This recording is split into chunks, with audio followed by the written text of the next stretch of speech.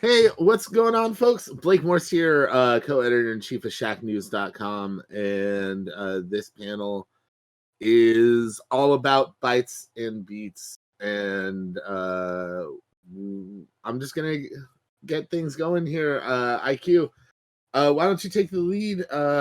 Tell us why we're here, and introduce everybody, if you don't mind. No problem. So hi everybody. I'll start with myself. I'm EyeQ. I created Bytes and Beats, and Bytes and Beats is uh, I wish I had gotten my stuff together first. Well, pretty much it's we're doing a festival that's going to be a celebration of people in color in nerdy spaces, right? You know, a lot of times we do events and things of that nature, and the priority doesn't always go to people of color. um and even when you're in those spaces, sometimes as a musician I found myself like in hall C somewhere with no signage, or people not acknowledging the fact that we had a worth in these spaces. So I wanted to build something where we created that space for ourselves. And so that's what we've been doing for the last couple of years, is we've been creating spaces for people of color, in a lot of these spaces that we inhabit. So this is really exciting because it's the first time that it's an event that we're just straight up doing, and we're doing it for a Juneteenth weekend. Um, and it's just exciting. So to my right, is Megaran. Say hello to the Hello. people. Hey, what's going on, y'all? Bytes and Beats. Juneteenth. It's going down. It's going to be great. Beneath me is Ricco. Say hello. What's going on, everybody? TV's Ricco Fajardo here. Might recognize me from a bunch of stuff. I work on a bunch of anime like Dr. Stone, My Hero Academia, Dragon Ball, bunch of video games.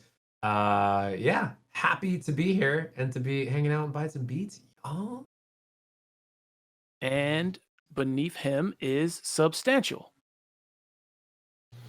Peace, what's going on, folks? Substantial here, live from the DMV.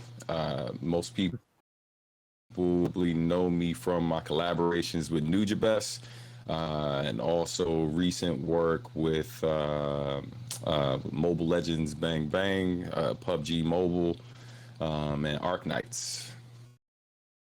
Nice. Awesome. Well, thank you all for being here today. Talk about the panel. So I guess first and foremost, like, how did this thing come about? Like, where did the initial concept come from? The initial concept for Bytes and Beats was kind of born in Orlando.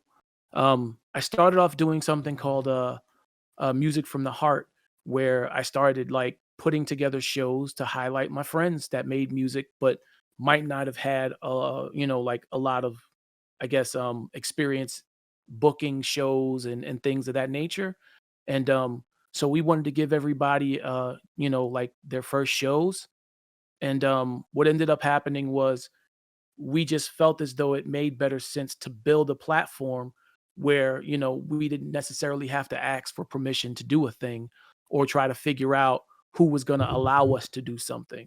So it was kind of born of that. The first show that we did was with was officially it was at MomoCon. And so we did a concert with Stan and a bunch of other like members of the NPC collective. And so we were trying to figure out the best type of branding for the show, because it was in Atlanta, and Atlanta is there are lots of people of color. So MomoCon, I sat down with Jess and we started going back and forth with ideas for how we would brand the show. And I was like, well, look, I've been working for with this thing for a while called Bytes and Beats. And then I started telling her what it was about and what we were doing with it. And she thought it was a great idea. And so we just kind of pushed forward with the branding and started working on putting together like an actual like tour that would happen in con spaces. So Bytes and Beats is also the first actual tour to happen in a con space pertaining to hip hop. Nice. Now, how did like EyeQ? Did you reach out to everyone here on the panel? Like, how did everyone on the panel get? Oh, yeah. Well, everyone here is going to be a part of the actual festival that's happening. So, obviously Ran and I, we've been doing things with music from the heart and everything that we've done pertaining to this. And it's also like through the MPC collective, which we're also founders of. So, when I said that I was gonna do this, Ran was like, "Yeah, it's about time." And well, you can talk for yourself, but it started off also the festival was a conversation that me and Stan were having because I was telling them that I wanted to do this for a while. And basically, Stan hit me up and was like, "Hey, you said you wanted to do this for a while and we can do this virtually." And he really wanted to see it happen. So he told me that if I started putting in the work, he'd actually be my first act. Um, so that's kind of one of the reasons why I'm looping him and I want him here is that you know he's also been instrumental with everything that we've done going forward and trying to figure out how we do this thing. Nice. Yeah. But just a piggy. Oh, go ahead. I was just going to piggyback on what you said. Yeah, yeah. One of the things too is like when I would talk to Chris, I could hear the frustration with different experiences that we sometimes would have with getting in these spaces to perform. Hip hop a lot of times comes with negative connotations where people kind of sum up different corners of hip hop, and they kind of focus in on one particular area and make it seem as if the whole culture is about that when that's not the way it works. And so oftentimes hip hop is has all of these negative images associated with it, and so it limits our opportunities a lot of times when the vast majority of the culture is not about that. So I told Chris, just in the spirit of what hip hop is all about, which is making something out of nothing, regardless, it would be great to get into all of these spaces to do what we do. But the fact of the matter is we know how to access the people and we can bring in the numbers, which, he's proved time and time again when we have been in these spaces. So whether whether folks want to party with us or not, we're going to find a way. And I told him, why keep waiting for people to give you permission to do something that we can do without them? And so it's great to see him finally setting up this festival, and make it happen and involving all of us. And also I wanted to shout out Asheru as well, from the Boondocks, who just at Momo first event too. That's awesome. For sure. Yeah, Mega Ran, speaking of positivity, you always keep things on the not necessarily the positive side, but on the upbeat side. You keeping all your verses clean, things like that. I try to stay positive, but yeah, like I know that we've all seen the frustrations or the frustrations that can come with attempting to fit into spaces that we were just talking off mic about, like finding your fit within the world. And I remember just EyeQ coming up to me saying, like, why do we always have to kind of shrink ourselves and maneuver to fit into a thing when we can just create a thing? Mm-hmm. And and I kept saying, like, oh, it's too hard, it's a lot of work, it's and he's like, yeah, but what if we did it? And I was just like, okay. And so I really don't have an answer. So it's like, what if we did it? So props to Bytes and Beats and the movement, and that's basically what it's been. It's been like, let's just create and curate our own space, and make sure that it's what we want. It's comfortable. It's not moved and massaged to fit anyone's idea of what this should look or sound like, And so, absolutely, I come from a time where I was the only Black kid at anime conventions, and things like that, and we all kind of do, and we get our little space and we're comfortable with it, but I think that there can be more. And I think that if it's done the way we really want it to be done, everyone will enjoy it, you know, and appreciate it. Mm-hmm. And I think that's a lot of what IQ's been able to put together here. And it's pretty amazing. I mean, you have over 40 artists confirmed, like people that are going to be a part of this Yeah, IQ. I Like, still can't believe it. it's very impressive between, you know, voice actors, musicians, content creators, artists, you know, so it's gonna be a little something for everybody. And I'm really just excited to be a part of it because this is something that I remember the seeds being planted when we would go to events, we'd go to South by Southwest, we'd go to anime conventions, we'd go to other spaces and kind of just wish that there was more of a space for people who look like us. And so it's really dope to be able to be a part of it and see it come to fruition exactly the way it was like, you know, thought of way back in those days. That's awesome.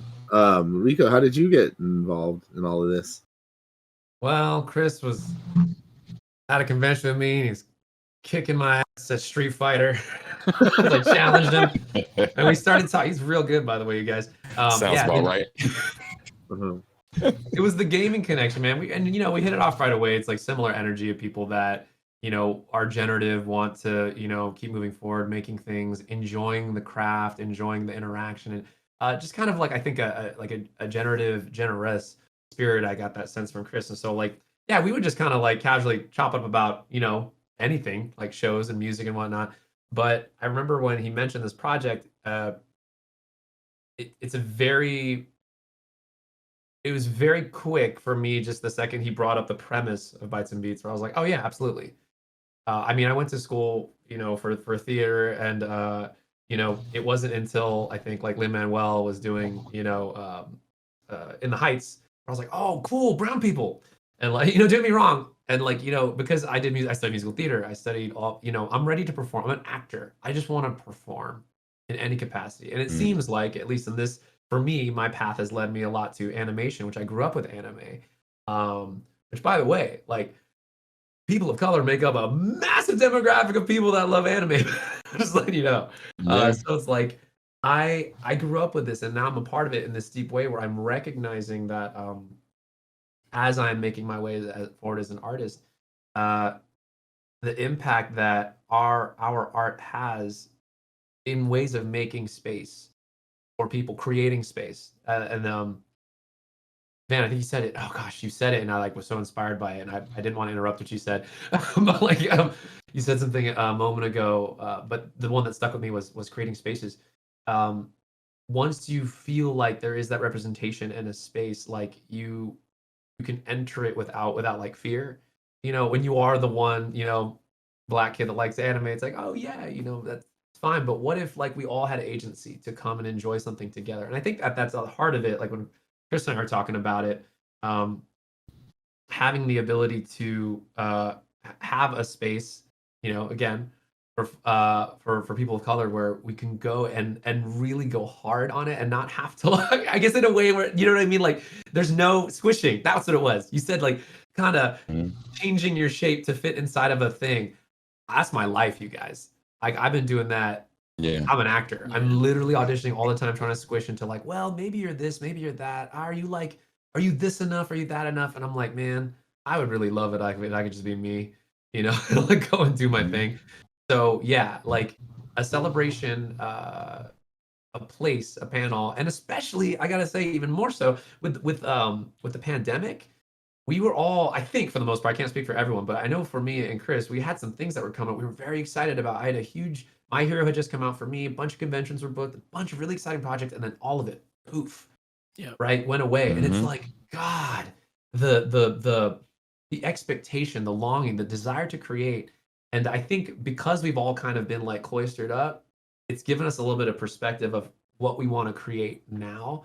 You know, now that we're starting to like be vaccinated and come back into things, it's like, all right, now that we've had a little bit of time to kind of plan it some, you know, take a look at it. What is really valuable? What are we really trying to do here?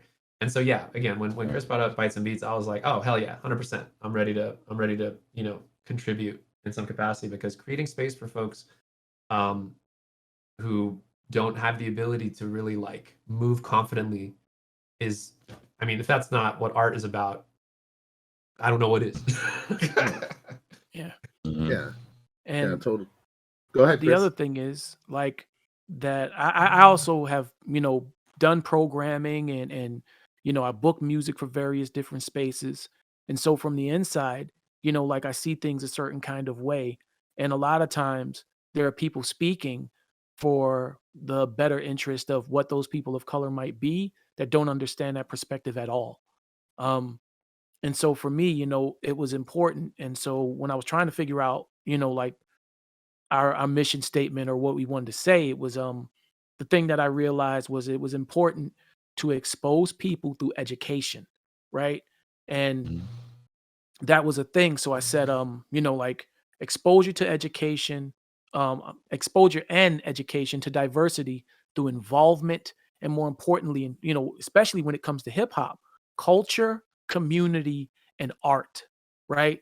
Like the ability to experience these things from a perspective and to learn that perspective, with other people that don't look like you.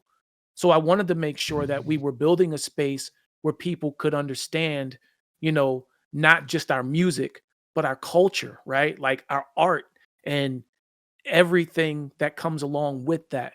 Because people talk about hip hop when it comes to nerdcore and all of these things, but the thing I don't hear that's talked about is our culture, right? And the communities that we form around that. And that's not just in music, it's in every aspect, whether it's voice acting, whether it's whatever part of this universe that we're in. There's so much that we don't even get to scratch the surface of. And a lot of times those decisions are made by somebody who could never understand what our perspectives are, right? Yeah. There are tons of people that come to conventions. And even when we started the NPC, it was more so people could see us. People could see that there were other people into this culture who were like them, and Right. that they didn't have to feel alienated or feel weird by walking around the space. And so, representation and visibility is everything. Dude, for real. Absolutely. Yeah. Just to piggyback on that, when I think of the space that we met in, Chris, right? Like, just like definitely got to give a shout out to BlurCon, because they're a great example of, this how people have wanted this for so long. And BlurCon is something that in the first year, like maybe 1,500 people. The following year it was 3,000 people. The year after that, nearly 6,000 people. So, and I wouldn't have met Chris had it not been for BlurCon. True. And I remember what Rand's experience was like. And then I think of all of the times we've done these events and the comments and the conversations that we would have with the people of color who weren't used to seeing us in these different spaces.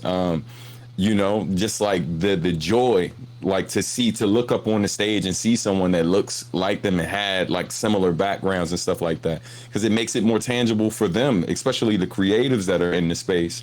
And the people who spend their money, because you get tired of feeling like your money's good enough, but you aren't good enough, right? Like to do anything beyond being a customer. You know what I mean? So Yeah, it's important. And like just to touch on one more thing is there was an experience that I had, right, that had me where I was just like, okay, it's not good enough to hope that these things will happen, but to actually do them and figure it out.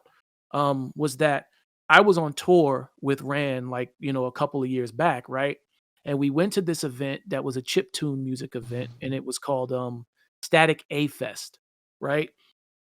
And we got up on the stage and I did a song that was about Attack on Titan, right? And there was one little black girl that was there, right? And after we were finished, we get off, we're hanging out, talking to the people or whatever. And the girl is literally dressed like, she's cosplaying as, one of the characters, like Mikasa.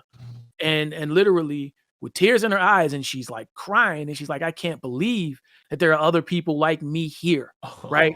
Let alone that I was rapping about Attack on Titan, and she cried and then I cried, Yeah. right? That's always And literally, I like, yes. as long as I Wow. live, I'll So never about, forget man. that experience, like, and just what I realized that it brought, like for me seeing other people, but when someone else had something to say, even the show that we did at Otakon, the show that we did at MomoCon, like when we did stuff all around this country, it was like the people coming back to us to have those conversations, those tears are real. Like those feelings are real. That sentiment is real. There were people like in Thailand and stuff that literally came out for this, for like the show that we did pertaining to New Jabez and Samurai Champloo. Yeah. I saw that online not too long ago. I'm still seeing remnants of it. So it's not that it's not out there. It's not that it's not being, people don't want that representation. Is that when it is brought, it's not brought in a way that they can connect with, because people aren't making it that can actually connect with them in a way that they feel real. And that's what I think that we bring that's so different, is it's not just one perspective, right? Like I've been all around this spectrum as a performer, as a creator, as a booker, like from a media perspective, it's just not the same when you don't understand it from multiple different points of view, because everybody is looking at it and thinking that they understand. But unless you can put it on a perspective where you can see multiple different things, how can you ever have that experience to say that I can do this and everyone feel comfortable and represented? Yeah. It's like when that girl saw you, it's, like a lot of times just liking nerdy stuff gets you ostracized a lot. But like I'd imagine, you know what I mean? So, but like seeing somebody that looks like you at a convention, like doing nerdy stuff, like gives them authority to be like, it's okay to like this stuff too. Like you're not alone in that, and like, I think that's kind of like part of that essence of what was so important about that connection you made there, is yeah, because like I don't know, I grew up in the 80s. Like being a nerd in the 80s was like complete and total like social ostracization, like just Yeah, dude. no friends You at got, school like, or your two anything like friends. that. Yeah. Maybe like if you're lucky. Yeah, maybe, yeah. yeah. Pretty much, yeah. I'm an 80s That was kid it. too, so. Yeah. So being like a little kid in the 80s and loving like anime and stuff like that, even like going into high school and like being into Akira and Dragon Ball and stuff like that. Like, no, I did not talk to anybody about Dragon Ball until it came on Toonami, and all of a sudden it's like totally cool now and stuff like that. You know what I mean? Like, Well, there's exposure. People were able to witness it. Yeah, man, I think that's really fantastic. Like hearing you guys talk about this gets me all fired up, because I think about all the fan interactions all the time. I'm constantly talking with fans who are able to connect, and specifically with anime now that it's more mainstream. You mentioned like getting I remember getting our anime on VHS back in our day. Hang on, wait, I got a filter for this. That just muted you. That filter. The filter just muted you, unfortunately. Oh no! Anyway, no. I was doing an old timey voice. Anyway, it's like, what was that Blockbuster video? That was basically you had it. to go get it, and you had to go like it was hard. It was hard to acquire, but now in our day and age, you can get anime like that. It's people are more comfortable in their skin. I think that's like what I feel like when Chris is able to do this song and someone's like literally cosplay. It's like, this song is for me. This is like for me, and that person looks like me. I like the validation, man. Yeah, representation is huge. I'm gonna mention a quick funny story. My brother sent me this thing. I'm a Filipino. I'm mixed, but Filipino American, first generation. And they mentioned something. They're like, "Oh, we're doing a Fil-Am, like Captain America gal, right? Really cool. First Filipino hero ever." And I was like, "Oh, that's kind of cool." My brother's like, "Look what they named her." And they named her what in Tagalog, the Filipino language, means genitals. And I was like, so wait, did you have a single Filipino person on this thing that the intention was right? The intention of creating a hero to represent someone is right, but you gave it this kind of like name that you just figured was a cool sounding name, and you just inadvertently were like, you made this the stupidest in like one move. But all of that said, it's not to say that there aren't people out there who are trying to create spaces. But I think specifically, because specificity is key, like doing it in a way where we're building community and sharing the culture, as Chris was saying, because you can misstep. You can make a misstep pretty easily. Captain Genitals. That is terrible. Oh. Bro, I'm like, great. That's my one Filipino superhero. But that almost sounds like a case of like a bunch of white dudes in a meeting got together and they're like, well, representation matters, but they don't consult anybody on what representation actually is. And right? I'm such a humble, like Filipino people are pretty humble. It's like, hey, we're just happy to be acknowledged. Hey, thanks for the nod, bro. Thanks. I'll take it. All right. I mean, we'll take it. Oh wow. Sorry, but yes, to all of your points, like. So all right. So what do we got on the Bytes side here, and what do we got on the Beats side here for this festival? Okay, so currently, we're working on lots of music. So the Bytes side would be more like we are trying to bring more panels and things of that nature where people just have a platform to speak. So we kind of opened it up to the public where people would be able to come in and have a discussion or talk about a thing and their experiences within it. Um, on the Beats side, we have over 40 acts, 40 plus acts of from all over the country, different ethnicities, and just trying to represent as much as we can and as many as we can, because there are so many unique voices out there. So, we got a couple of artists. We're just trying to cover, what we can as best we can with the time we have. Nice. Excellent. So you'll have video game stuff, like anime stuff. Well, we try to cover, because we like so many things, I wanted to touch on as many things as we could. So I wanted to touch on video games. I wanted to touch on anime. I didn't find a comic book artist or something. I really wanted to do something with comic books as well. But we're just trying to keep it open to anything digital, that we enjoy. And that doesn't even have to be 100% just like anime and hip hop and video games, but anything, so I want to start talking about more of that stuff, but for this, specific event, we only got back but so much, from people. So we'll have panels about lots of different things. And we're still waiting on some people to finish their applications. So we might have a couple of other extra things. I wanted to do something with D&D so bad, but I only know but so many people doing D&D, and they're normally pretty busy. Man, D&D, it takes a lot of time to do something D&D, unless you're just talking about D&D, right? Yeah. Like we're gonna have a campaign. Let's get in there. Yeah, you do. Pre-generated character. All y'all get one. I get to play Captain Genitals. He's a shield spec paladin. Anyway, no. Sounds like you already got the character ready to go. Bro, I've been rolling it this whole time. It's like I've been thinking about this one. Man. So what does Bytes and Beats like mean to you all as individuals? Like, let's start with you, EyeQ. For me, it represents a lot of things. But one of those things that is really important is freedom, right? It represents freedom to be, freedom to think, and freedom to do. And so that for me, is a lot of things, and just being able to be who we are in a space that is created for us.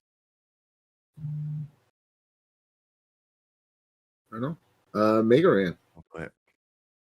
Well, me, it just means the combination of all the things that we grew up loving and being able to be ourselves unapologetically, unabashedly, unashamed, and and come together as a group and share our loves and our talents all in one place. And that's what Bytes and Beats means to me.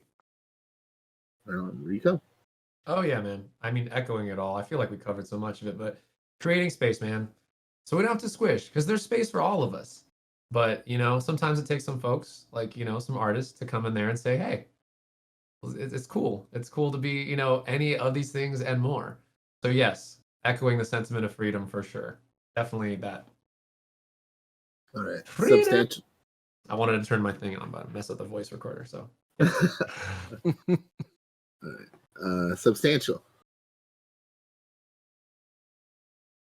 Uh-oh. Uh-oh. Something really profound's being said right now too, when we can't hear him. And you there? Right. Uh-oh. See, I saw the video a little bit. We'll get them some captions to put in the actual video. I'm just gonna nod and be like, "I'm happy to be here." No. Yeah. Well, and then our own Donovan Erskine wrote. Nice. Oh no. Oh. So I'm curious, how do you like nerd culture, like video games, comic books, movies, things like that. Do you feel like representation is making progress there? Obviously there's always like more work to be done, but we recently had one of our writers do an article, and it seems like there's always like 2 steps forward and 1 step back when it comes to like everything going on in general. But like how do you guys feel things are going? I feel like that's the work, man. Honestly, I can answer like you 2 steps forward, 1 step back. Someone's always gonna, you know what I mean? Like I'm reminded of like people of color cosplayers. I get that a lot at conventions, and they get a lot of flack, for like dressing like a character in a different way or something. Like, you guys realize this is like art, right? But the more it's exposed, the more it happens, the more we practice it, the more accepted it is and widely, it's celebrated, at points now. But yeah, I mean, like, it's cool to be old enough to see the change as the 80s gamer kid, that like, wow, there's a culture for this now, and let's continue to build upon it. So I do have faith that, yeah, even though we kind of get knocked back a little bit sometimes in different ways, it's like we keep going, we keep pushing forward. So yeah. Okay. Well, for me, I think it is helping. But we take steps forward, and we go back, because people who are doing things constantly have to prove themselves to other people, to show that they are worthy to do a thing. That's a thing I see a whole lot. And sometimes it's because there isn't leadership that looks like those people in those places. I see so many companies, right, that kind of use this stuff as a slogan, but don't actually show any action behind what they say. So for me, I think that's part of the bigger problem, is that how do you hold people accountable when they say they want to do what they do? So it's not just about saying you want to do a thing or posting, something about it. I'd like to see more of your game plan, right? Tell me what actions you're taking to facilitate the thing that you say you want to see within your companies. Um, and that does start with hiring people, that are diverse for diverse situations. Because even in your social media campaigns, man, I sometimes wonder, did you even check this by a person of color before you actually posted it? So it's important, not just in face, but in name, in action, and in placement. I'd only add to that. I mean, everything that's been said has been everything I agree with. You know, I feel like we're making progress for sure. I just want to get to a point where we feel like it's not forced and shoehorned in. You know, I want to feel like it's a natural progression. I love superheroes and comics and all that stuff, and I don't always dig feeling like, you know, we had to just change the race of this person, like, or you know, Right. Yeah. just give us a new character, write a new story. Like sometimes it's very lazy to just you're like, all right, okay, so for today, Spider-Man's black, and it's like, wait, what? You know, so that's cool, but how about we build a whole new story, a new mythology, a new character, and do something amazing and original that's fun and creative, and that would make people excited and happy. So, you know, I don't like the shock value of it. Like, let's just do it and surprise, you know. Yeah. It's like, Like, we don't it need doesn't have to be a Superman, gimmick but we attached. Not my We- Spider-Man. It got Static got Shock. Icon. Like, come on. Like, You got Static give me- Shock. Like, You got come on. Icon. Like, why give me another Superman story when you can give me an Icon story just as Right. good as Superman? Yes. Man, I don't know if y'all remember Brother Man. I'm an 80s baby. So there was this very short-lived comic called Brother Oh my Man. God.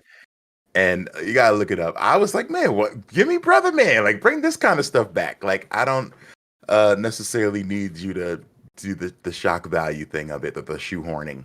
But I do have to run. I have another interview. But this has been so amazing. And as always, I appreciate any opportunity to get to talk about this kind of stuff, and you know, try to bring this to a space. So it's always exciting. So big shouts to Shack News for having us. And don't forget, Juneteenth, Bites and Beats. Juneteenth. Hey. Hey, yes. Yes, we can hear you, Stan. We can hear you. Hey! Hey. Yes. Oh, All right. Did you Wonderful. Did you want to add anything? Yeah. Well, remind me of the question, because I was working out my technical stuff, trying to make Oh. sure I could say you're something. Great now. Oh, I'm good. You can see me moving. Solid, solid. Oh, yeah. Yeah. I'm man. using the app. You know what I Couple mean? steps forward. You know, You know, one step back. you know, it's a struggle, man. But you know, I'm here. I mean, I guess the main thing I want to say, man, is to kind of go back to when you asked what it meant to me. You know, as somebody who's been doing youth work and working with young people for over 20 plus years, the entire time I've been a professional musician, you know, it's about opportunities, resources, right? Like, I'm not out here asking anyone to quote unquote do me any favors, right? Or do my quote unquote, you know, people any favors. For the most part, I just want the ability to be able to access certain opportunities and certain resources to create opportunities and give resources to people who deserve it. And you know, as I mentioned before, we're oftentimes relied on like for resources, for money, for entertainment, for so many different things, but we're not oftentimes given the same type of access, and things oftentimes for people of color come with a lot more challenges than some of our, you know, our white brothers and sisters like have to experience. And that's not some made up thing. That's, you know, main producer I work with, Marcus D, is a white guy from Seattle, and we've worked together since 2007, and we've seen it firsthand standing side by side. You know, like how different it can be for each of us in these settings. So like, it's important that you know, we take what we have, we take the reach that we have, the people that we have access to, and create these opportunities, and put ourselves and other people who are amazingly talented and doing great work and inspiring so many folks, putting them in front of them so they can see themselves, so they can be inspired to lift themselves up and inspire others, and be able to celebrate all of the things that that make us unique, but also that we have in common. And you know, and for somebody like me who's from the type of environment that I'm from, and I know Rand can appreciate this, growing up in Philly, and also, you know, Chris as well, being from Brooklyn, where I grew up, you know, it's being into the type of stuff I was into. You know, like you had to be able to handle yourself to even have permission to like what you like. You know what I mean? Like it came with you know, just a lot of headaches and a lot of challenges that made it difficult. Yeah, man, that made it really difficult to truly be free and truly be yourself. Because unfortunately, being from certain environments mean that you really don't have the luxury of being vulnerable, of being soft, or being into things that are just fun and, you know, that your peer group didn't think was cool, because it could literally mean, you know, putting your safety at risk, right? Like that's real. And so, like, you know, somebody who has worked with at-risk youth my entire career, being able, when I was music director for BlurCon, being able to book a middle school band from a middle school that I served at, that, you know, like a good amount of these kids are from rougher communities, being able to have them come into that space and see kids that are into this stuff and be able to let their guard down, not have to be you know, what the quote unquote streets require them to be in order to survive, just so they could, you know, enjoy it and be able to do it ourselves, and have these events and not have these events over policed because hip hop is on the bill, or have the insurance rate be through the roof because there's a hip hop act on the bill, as opposed to, you know, something else. Just like ridiculous obstacles that we oftentimes have to face, you know, trying to organize this stuff. And it's exhausting, man. So it's dope to be able to do this stuff successfully on our own, and get support from the people, you know? Yep. No, that's fucking awesome. And like, yeah, hopefully you're making it easier for some kid out there to be themselves, despite of their own adversities. That's the goal. Literally, right? that's the goal. That is the goal. Man, that's the goal, man. Is to make it easier for the people that come after us, right? Yeah, man. And to make it okay, to give them, you know, spaces, to give them people to look up, to give them things to aspire to, you know, like I can't stress enough, you know, just seeing the amount of things we've been able to do just with a small amount of resources, you know. So it's looking at all of this stuff and saying that, look, we've been able to show it, you know, like time and time again, and we don't know how much more we, you know, have to keep saying it, but I'll say it as long as we have to. And I'll keep building spaces. I'll keep doing what we need to do, like, because people's perception isn't our reality.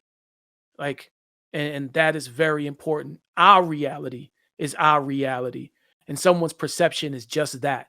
It's a perception. You know, like, trying to explain this to what, you know, to people and what it was really made me have to sit down and really think of a way to articulate this to people who didn't understand. And it was like, I can talk about the fact that we're creating spaces. But one of the things that I ended up realizing is we produce celebrations of culture, freedom, and creativity, you know, like, and not just for one type of artist, for a diverse community, because we are all one community. And I don't want people to feel Pastor like, EyeQ. but it's important, man. I don't want people to feel like, you know, they're not welcome to the picnic, you know, like, Right. it's kind of like, yo, we want you to come to the picnic. We want to have a picnic with everybody, but we don't necessarily want the judgment that we've had when trying to have our own things because of that perception, right? Mhm. And so if we have to facilitate these things, if we have to create them, if we have to start, you know, going and distributing our own things that emphasizes representation, it's very important. But there's one characteristic about every person that was here, and that is here right now, right? That was super important to me, is that all of you give back. All of you. You know, like, I wouldn't be here without you guys. You know, like, I wouldn't have aspired to do some of the things that I do without looking at y'all. And so at the end of the day, I look at those actions. I look at the things you do, Rico, like when it comes to giving back to community. I look at what you do, Stan. I look at what you do, Rand. You know what I'm saying? Like, and even you, Blake, I pay attention. And at the end of the day, it's not good enough to do, but you also have to give back and be able to bring the next generation up. You can't complain about them if you're not willing to bring them up and put them under the wing. So, that's what's important for me as well. All right, man. Well, keep making spaces, dude. Keep doing what you're doing. It is really important, and I think you're going to blow it up with this festival. Where can people find out more information, and where is everything going down? Well, everything is going down on Twitch at BytesAnBeats. So BytesAnBeats. You can find us on everything at BytesAnBeats as well. We're on social media from Facebook, Twitter, Instagram. We're on Twitch, and this will be happening from the 18th to the 20th on the BytesAnBeats Twitch channel. All right. Just probably at this point, it's probably just a day away when people are seeing this panel. So hopefully they're getting dialed in right now. Go tune in. Tune in. Once you're done watching all the Shacknews stuff, you know what your plans are. Now you got your weekend is set. I want to thank you all for being here today and being a part of this panel. We really appreciate you taking the time to talk with us. We got more stuff coming up for you. It's Shacknews E5. We've got fantastic content, and obviously I know exactly what it is. So it's at least 2 more E's worth of content than you would have gotten at E3. So, stay tuned, folks. We got more coming up for you. In the meantime, we will see you very, very shortly.